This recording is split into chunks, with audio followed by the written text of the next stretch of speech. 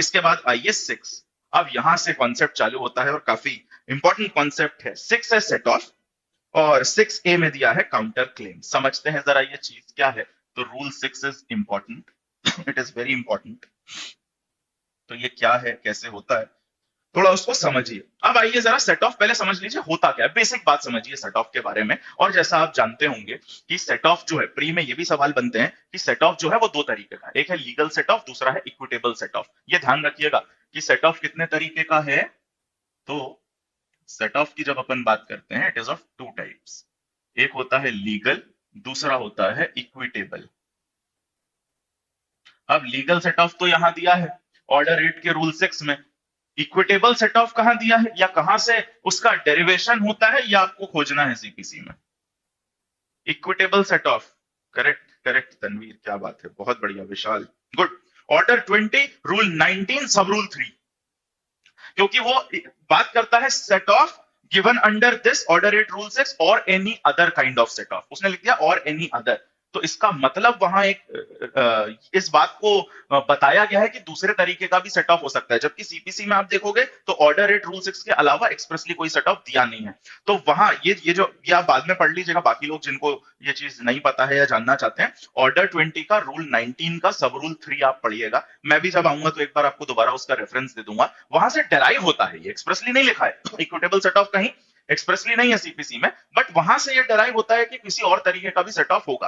अब क्योंकि common law में ये होता था इक्विटेबल सेट ऑफ, तो हमने उसी को कंसीडर कर लिया ये दूसरे तरीके का सेट ऑफ। लीगल जो है ये तो एक्सप्रेसली यहां लिखा है, इसके एसेंशियल अपन अभी पढ़ते हैं। इक्विटेबल बोरो किया हो गया है, कॉमन लॉ का प्रिंसिपल था। इक्विटेबल सेट ऑफ वहां से उठा लिया है। दोनों में क्या डिफरेंस है, अभी मैं लीगल पढ़ता हूं, रूल 6 आपको एक एक एसेंशियल समझाता हूं, उसके साथ इसका मैं आपको डिफरेंस बताऊंगा। ठीक, तो पहले जरा मैं एक बार आपको रूल 6 के एसेंशियल बता दूं, फिर अपन इस डिफरेंस पे आएंगे कि इस लीगल और इक्विटेबल में क्या है। जरा आइए रूल 6 पे एक एक करके एसेंशियल मार्क करते जाइएगा लीगल सेट ऑफ का। देखिए एक बात समझिए कि सेट ऑफ है क्या। जैसे मान लीजिए बीइंग द प्लेंटिफ, मैं आपके अगेंस्ट कोई क्लेम कर रहा हूं, मैं आपके अगेंस्ट सूट फाइल कर रहा हूं किसी क्लेम को लेके। अब अगर आपके पास भी मेरे रिगार्डिंग कुछ है, कोई ऐसी चीज जो आप मुझसे क्लेम कर सकते हैं, तो आप उसी सूट में, मैंने क्या बताया था पहली क्लास में सीपीसी की कि कोर्ट का समय बहुत इंपॉर्टेंट है। अब मान लीजिए मेरे पास ये ग्राउंड है कि मुझे आपसे 50,000 रुपए लेने हैं, इसका लिए मैं सूट फाइल कर रहा हूं, और आपके पास भी मेरे अगेंस्ट एक क्लेम है 10,000 रुपए का। तो जब मैं आपके अगेंस्ट सूट फाइल कर रहा हूं और आपसे 50,000 क्लेम कर रहा हूं, आपके पास भी एक अपॉर्चुनिटी है कि उसी सूट में आप जब अपना रिटर्न स्टेटमेंट फाइल करेंगे बीइंग द डिफेंडेंट, आप उसी सूट में अपना क्लेम भी अटैच कर लो ना, तो दोनों पार्टी आई गई है कोर्ट दोनों। अब बात होनी है तो पूरी हो जाएगी, कॉम्प्रिहेंसिव हो जाएगा और डिसीजन हो जाएगा। अलग से आपके पास अलग से सूट फाइल करने का भी अधिकार है, लेकिन कोर्ट को तो अपना समय बचाना है ना, इसीलिए ये सब दे दिया है। काउंटर क्लेम भी इसी तरीके की चीज है, सेट ऑफ भी इसी तरीके के, थोड़े बेसिक डिफरेंसेस हैं, उन डिफरेंसेस को मैं अगले 5 से 7 मिनट में आपको समझा दूंगा कि डिफरेंस है क्या। ठीक, लेकिन बेसिक बात समझिए कि कॉन्सेप्ट क्या है। ये सेट ऑफ और काउंटर क्लेम का कॉन्सेप्ट क्या है, तो कॉन्सेप्ट बस ये है कि मैं आपके अगेंस्ट कोर्ट गया हूं कुछ रिलीफ लेने, तो अगर आपको भी मेरे अगेंस्ट कोई आपके पास ग्राउंड है रिलीफ मांगने के, तो आप वो ले लीजिए। अब अगर अपन बात करें लीगल सेट ऑफ की, जो रूल 6 में दिया है, तो क्या क्या एसेंशियल्स होने चाहिए जरा पढ़िए। Where a suit for the recovery of money, the defendant claims to set off against the plaintiff's demand। सबसे पहला एसेंशियल क्या हो गया, अगर आपको ऑर्डर 8 रूल 6 के अंदर सेट ऑफ फाइल करना है, तो वो सूट कैसा होना चाहिए, रिकवरी ऑफ मनी का। तो सेट ऑफ के एसेंशियल आप चाहे तो लिख भी सकते हैं, इसलिए मैंने कहा है पेन कॉपी भी लेके बैठिए बेरेट के साथ। रिकवरी ऑफ मनी का सूट होना चाहिए।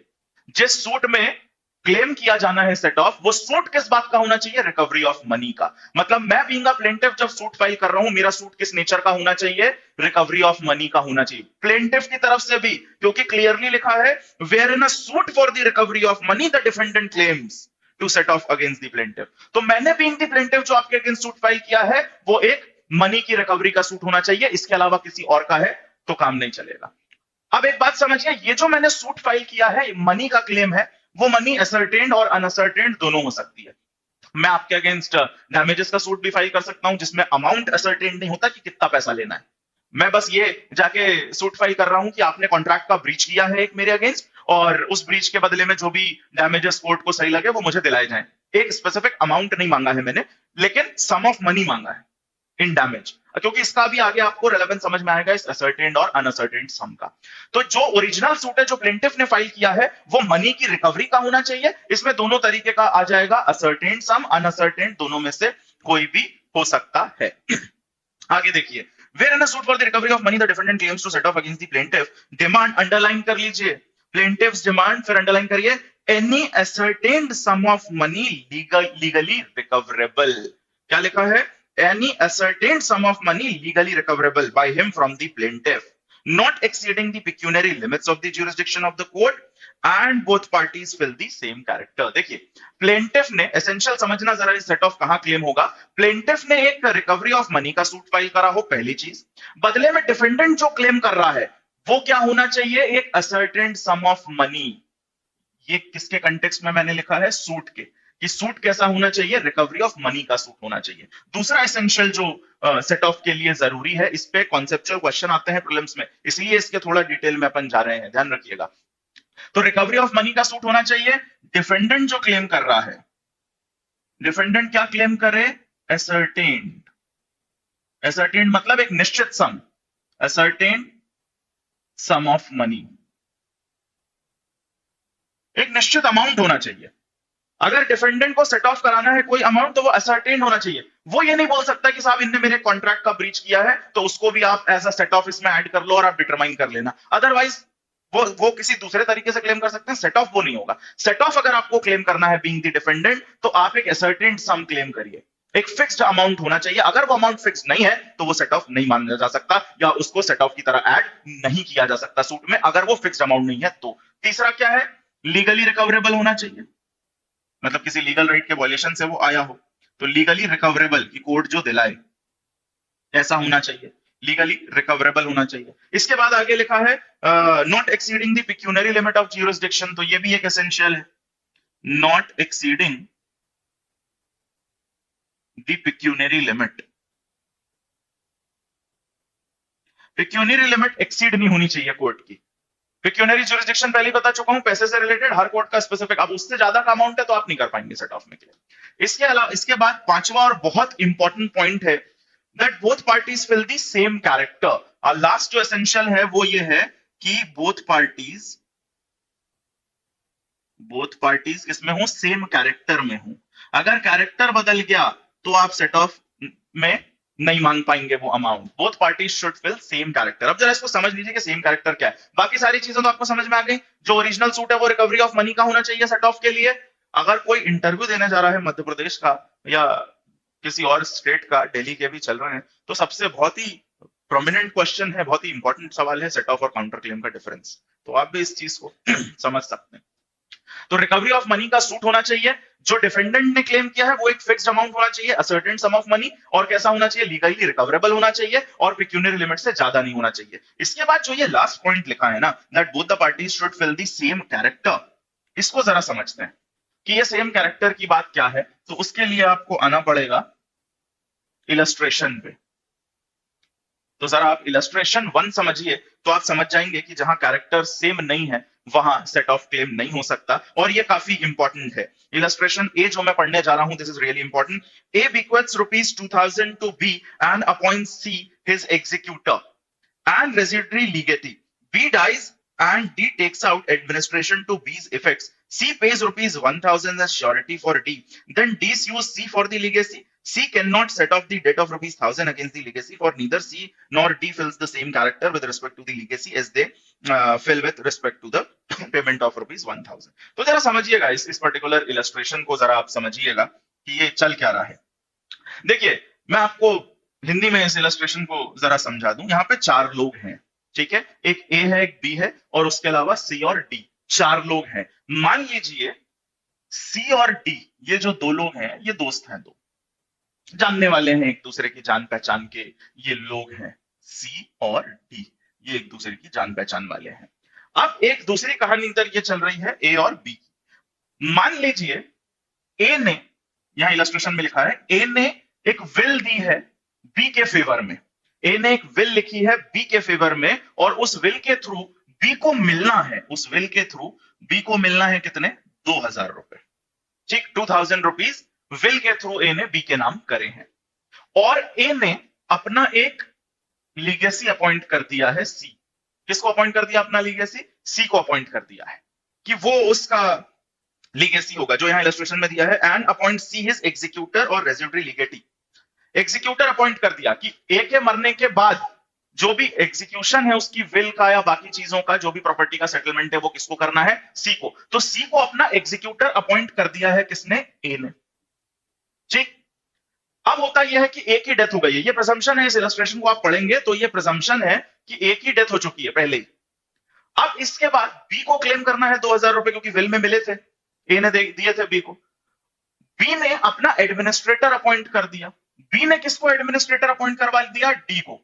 और ये किसने किया? कोर्ट ने। डी को किसने अपॉइंट किया? कोर्ट ने। बी के मरने के बाद, बी की मृत्यु के बाद डी को अपॉइंट कर दिया गया उसका एडमिनिस्ट्रेटर। देखिए इलस्ट्रेशन में ये चीज लिखी हुई है, B dies and D takes out administration to B's effects, C pays ₹1000 as surety for D.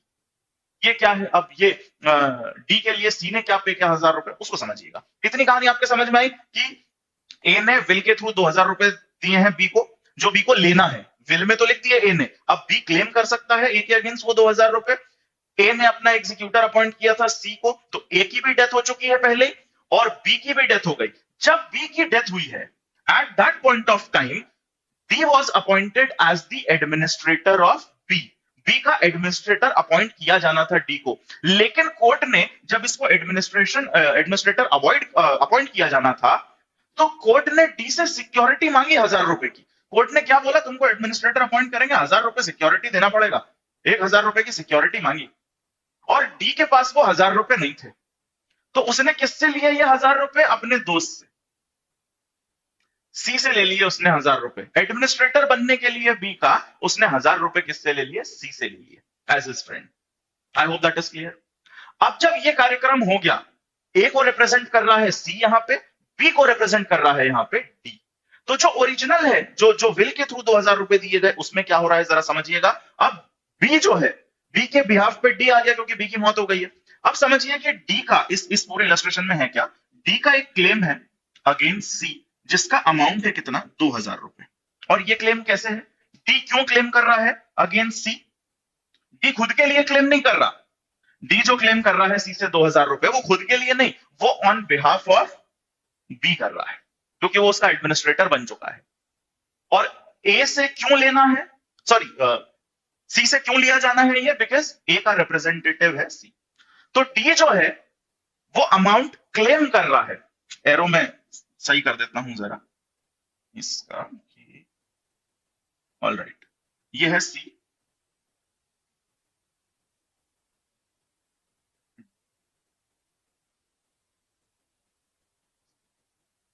C will be giving D the amount. कितना अमाउंट? 2000 रुपए देना है सी को, देना है 2000 रुपए। लेकिन क्या ये सी का अपना पैसा देना है उसको? नहीं, बीइंग द एग्जीक्यूटर ऑफ ए देना है उसको, डी को देना है 2000 रुपए। और दूसरा क्लेम क्या है जो डी वापस करेगा? सी के पैसे।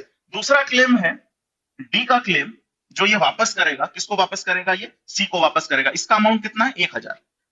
क्यों वापस करेगा डी सी को? क्योंकि डी को जब एडमिनिस्ट्रेटर बनना था बी का, तो पे किसने किया था? सी ने पे किया था। तो ये एक क्लेम है जो सी को लेना है डी से, डी को पे करना है सी को 1000 रुपए। लेकिन ये किस कैरेक्टर में है?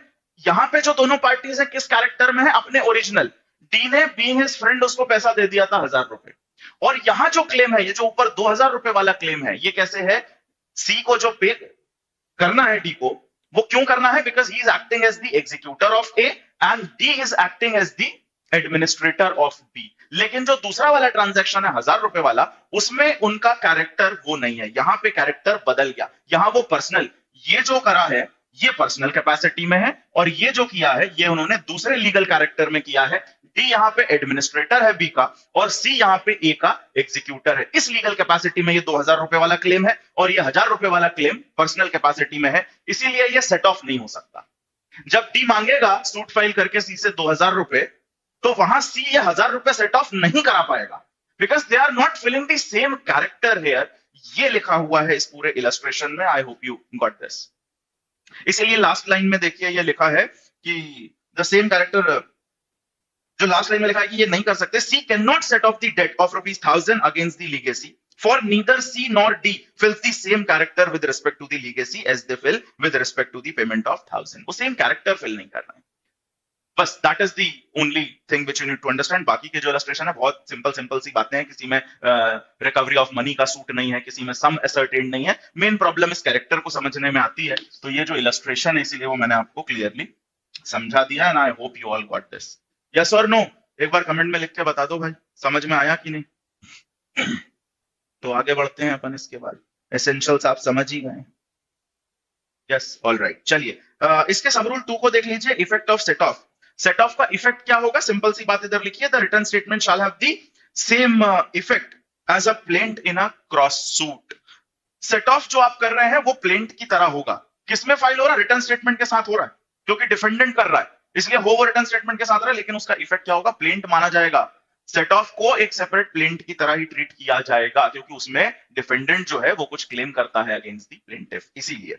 इसके बाद आइए 6A काउंटर क्लेम। अब जरा समझिए कि काउंटर क्लेम कैसे डिफरेंट है, लेकिन before we move on to counter claim, एक डिफरेंस समझ लीजिए उस लीगल और इक्विटेबल सेट ऑफ के बीच भी। तो लीगल सेट ऑफ में आपने देखा कि रिकवरी ऑफ मनी का सूट होना चाहिए और सम असर्टेन्ड होना चाहिए, फिक्स अमाउंट होना चाहिए और सेम कैरेक्टर होना चाहिए। इसके कॉन्ट्ररी जो इक्विटेबल सेट ऑफ है उसके एसेंशियल्स क्या है, आप चाहें तो नोट डाउन कर लीजिए। रिकवरी ऑफ मनी का सूट इधर भी होना चाहिए, लेकिन इक्विटेबल सेट ऑफ में दोनों अलाउड है, असर्टेन्ड सम या अनअसर्टेन्ड सम, दोनों। अमाउंट फिक्स नहीं भी है तो भी डिफेंडेंट क्लेम कर सकता है अंडर इक्विटेबल सेट ऑफ। लेकिन इक्विटेबल सेट ऑफ की एक लिमिटेशन है, वो ये है कि जो क्लेम है वो अराइज होना चाहिए आउट ऑफ सेम ट्रांजैक्शन। कैसे अराइज होना चाहिए equitable set of, out of same transaction, जो कि लीगल में जरूरी नहीं है। यहां कैरेक्टर सेम होना चाहिए और वहां लिखा है ट्रांजैक्शन सेम होना चाहिए। ट्रांजैक्शन सेम होने का मतलब, मान लीजिए मैंने आपसे एक मोबाइल ऑर्डर किया, कॉन्ट्रैक्ट किया आपने और मैंने एक मोबाइल ऑर्डर किया है, आपने वो मोबाइल डिलीवर करा दिया, डिलीवरी चार्जेस भी आपको ही देने थे। मान लीजिए वो 5000 का मोबाइल फोन है और 200 रुपए उसके डिलीवरी चार्जेस हैं, जो सारे आपकी प्राइस, वो 200 रुपए इंक्लूडेड थे प्राइस में, जो आपने 5000 रुपए मुझसे प्राइस क्लेम करी है, 200 रुपए भी उसमें इंक्लूडेड थे, अलग से मुझे पे नहीं करना था। लेकिन जब आपने मोबाइल फोन भेजा तो आपने कुरियर सर्विस को वो चार्जेस पे नहीं करे, इसलिए कि पहले वो सुरक्षित मेरे पास पहुंच जाए फिर मैं पे कर दूं 200 रुपए। तो इसीलिए आपने वहां से मोबाइल फोन तो सेंड कर दिया मेरे पास, लेकिन डिलीवरी चार्जेस आपने पे नहीं किए, वो मैंने करे इधर पे 200 रुपए। अब मैं आपको वो 5000 रुपए नहीं देता हूं, तो आप मेरे अगेंस्ट सूट फाइल करते हैं 5000 की रिकवरी का। अब मुझे जो 200 रुपए आपसे क्लेम करने हैं डिलीवरी चार्जेस, मैं वहां पे सेट ऑफ करा सकता हूं। ये इक्विटेबल सेट ऑफ के लिए जरूरी है कि ट्रांजैक्शन सेम होना चाहिए, हमारा जो ट्रांजैक्शन है ये सेम होना चाहिए, ये जरूरी है इक्विटेबल सेट ऑफ में। और ये बेसिक डिफरेंस है लीगल और इक्विटेबल के बीच। सम असर्टेन्ड है तो भी चल जाएगा इक्विटेबल में, बस ट्रांजैक्शन सेम होना चाहिए। आई होप दैट इज क्लियर।